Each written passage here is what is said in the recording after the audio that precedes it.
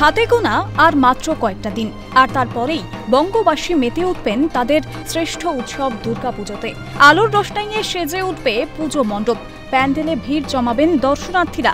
আর তাই দেরি না করে খুঁটি পুজো সেরে ফেলছেন জেলা থেকে শহরের প্রত্যেক পুজো উদ্যোক্তারা। ঠিক তেমনই রবিবার বেলগাছিয়া কেন্দ্রীয় সার্বজনীন দুর্গোৎসব কমিটির পক্ষ থেকে নিয়ম মেনেই খুঁটি পুজোর আয়োজন করা হয়।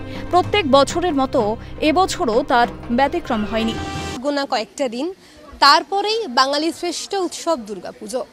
আর উত্তর থেকে দক্ষিণ সর্বত্র জায়গাতেই শুরু হয়ে গিয়েছে খুঁটি পুজো। আর খুঁটি পুজোর মধ্যে দিয়েই দুর্গাপুজোর শুভ সূচনার প্রথম অংশ। ইতিমধ্যেই রবিবার বেলগাছিয়া কেন্দ্রীয় সর্বজনীন দুর্গোৎসব কমিটির পক্ষ থেকে খুঁটি পুজো সম্পূর্ণ শুভ সূচনা হলো। এবছর তাদের পুজো ৯৭তম বর্ষে পদার্পণ করে বলে জানান বেলগাছিয়া কেন্দ্রীয় সার্বজনীন দুর্গোৎসব কমিটির সম্পাদক অজয় মণ্ডল। এবং শিল্পীর ভাবনায় দর্শনার্থীদের জন্য এবছরের থিম মার বাড়ি। শুরু হয়ে গেছে এবং শারদোৎসব ২০২৪ খুঁটি পুজোর মধ্যে দিয়ে যে শারদোৎসবের সূচনা, সেটাই শুভ সূচনা হচ্ছে।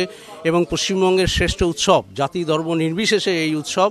এবং আমাদের যিনি শিল্পী, তার ভাবনা এই বছরের জন্য সুব্রত ব্যানার্জি, আপনারা জানেন তিনি বহু পুরস্কারে ভূষিত কলকাতাতে। এবং তার স্টুডিওতে মায়ের সেই চিন্ময়ী রূপের যে মৃন্ময়ী রূপ আস্তে আস্তে তা ফুটে উঠছে। এবং আমাদের জন্য তিনি যেটা ভেবেছেন, মা যে এখানে অধিষ্ঠিত হবেন, কদিন থাকবেন, মার বাড়ি, সেই মার বাড়িটা রাজস্থানের মারওয়াড় ডিস্ট্রিক্টের বেশ কিছু দৃষ্টিনন্দন শিল্পীকর্ম মার বাড়িতে ফুটে উঠবে, মা যেখানে আমাদের থাকবেন, সেই জন্য মার বাড়ি। মূলত রাজস্থানের মারওয়াড় ডিস্ট্রিক্ট নন্দন শিল্প তুলে ধরা হবে বেলগাছিয়া কেন্দ্রীয় সার্বজনীন দুর্গোৎসব কমিটির পুজো মণ্ডপে।